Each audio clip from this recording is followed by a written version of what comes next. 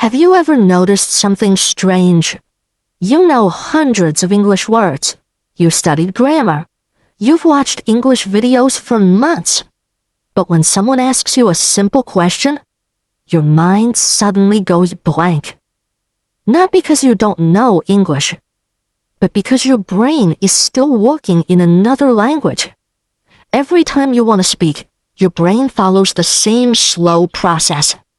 Think, translate, check the grammar, find the right words, then finally, speak. By the time you're ready, the conversation has already moved on. Now imagine something different. Imagine hearing a question and answering immediately. No translating, no panic, no hesitation, just natural English. Sounds impossible? It's not. And today, I'll show you why. Because fluency doesn't begin with your mouth.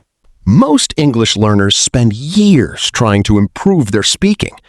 They memorize vocabulary, study grammar, watch endless lessons, practice pronunciation. All of these things are useful, but many learners still struggle to speak naturally. Why? Because they practice speaking without practicing thinking. Think about your own daily life. From the moment you wake up until you fall asleep, your brain is talking. You're making decisions, planning your day, remembering things, solving problems, reacting to people, dreaming about the future. This conversation never stops. The question is, which language is your brain using? If your thoughts stay in your native language, your mouth will always wait for translation. And translation is the biggest enemy of fluent speaking. Today, I'm going to teach you a completely different way to learn English. Instead of forcing yourself to speak more, you'll learn how to let English become part of your everyday thoughts. When your thoughts change, your speaking changes automatically. Your brain loves habits. In fact, almost everything you do every day happens automatically. You don't think about how to brush your teeth. You don't think about how to tie your shoes. You don't think about walking. Your brain has repeated these actions so many times that they happen without effort. Language works exactly the same way. Right now, your brain automatically thinks in your first language, not because it's better, simply because you've practiced it your entire life. The good news? Habits can change. Every time you replace one small thought with English, you're teaching your brain a new pattern. At first, it feels slow, maybe even uncomfortable. That's normal. Every new habit feels strange before it becomes natural. The secret isn't learning harder. The secret is repeating small English thoughts every single day. Little by little, your brain begins choosing English automatically. That's when real fluency begins. Here's something fluent English speakers rarely notice. When they hear the word apple, they don't translate it. They immediately see an apple in their mind. The picture comes first. The word follows naturally. But many learners do something different. They hear apple, translate it, then imagine the fruit. That extra translation takes time. So today, I want you to practice something simple. Whenever you learn a new word, don't connect it to another language. Connect it to an image. See it. Imagine it. Feel it. Build the picture directly in English. Your brain understands pictures much faster than translations. This simple habit can dramatically improve your speaking speed over time. Let me ask you a simple question. If I ask you, what color is the sky on a clear day?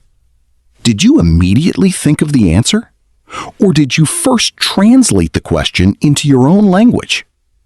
Many English learners don't even notice they're translating. It happens so quickly that it feels automatic. But even one extra second of translation creates a delay. Imagine you're talking to a friend. Your friend asks, "What did you do yesterday?" Instead of answering immediately, your brain starts working. First, you understand the English question. Then, you translate it into your native language.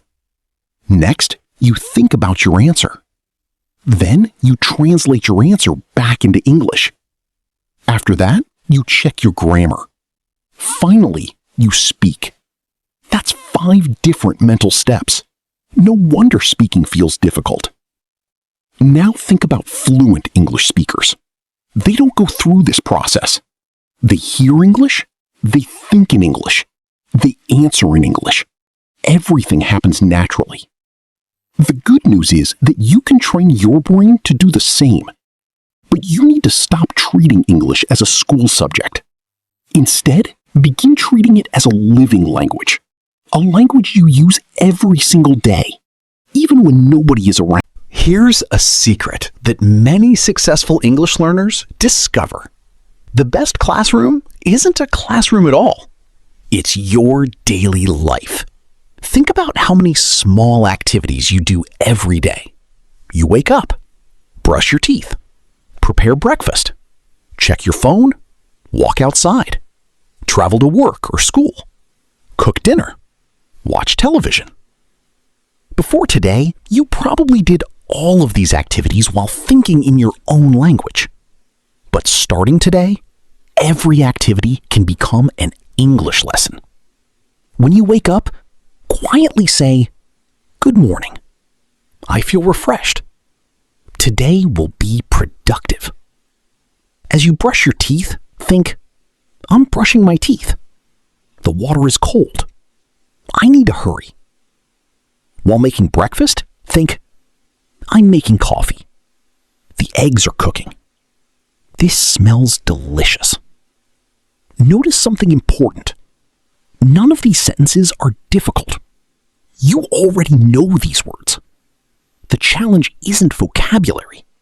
The challenge is remembering to think in English. The more often you do this, the easier it becomes. After a few weeks, your brain begins expecting English during these daily routines. That's exactly how habits are built. Many learners believe that using difficult vocabulary makes them fluent. Actually, the opposite is often true. Think about native English speakers. Most of their conversations use simple words. They don't constantly use advanced vocabulary. Instead, they use common words naturally and confidently. Imagine 2 learners. The first learner knows 3,000 difficult words, but always translates before speaking. The second learner knows only 1,000 simple words, but thinks directly in English. Who will speak more naturally? Usually, the second learner. Because fluency isn't about knowing the biggest words. It's about using familiar words automatically.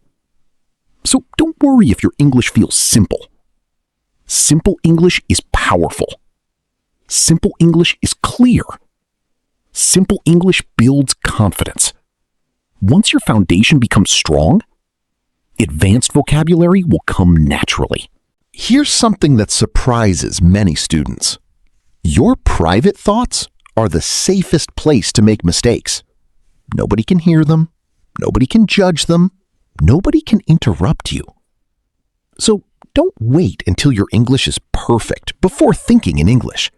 Think with the English you already have. Maybe your grammar isn't perfect. That's okay. Maybe you forget a word. That's okay too. Simply describe the idea using easier words. Suppose you forget the word umbrella. Instead of stopping, say, "I need the thing that protects me from rain." Your brain keeps working in English. That's what matters. Fluent speakers don't know every word. They know how to keep communicating. Practice that skill every day. I want to give you a challenge. It only takes 1 minute. Right after this video ends, put your phone down. Look around your room. Describe everything you see in English. The chair is next to the table. The window is open. The fan is moving. The light is bright. There are books on the desk. Don't stop. Keep talking. If you don't know a word, use another word. The goal isn't perfection. The goal is continuous thinking. Tomorrow, do the same exercise again. Then repeat it the next day. After 1 week, you'll notice something interesting. Thinking in English won't feel as difficult. Your brain will start choosing English automatically. And that's the first sign that real fluency is beginning.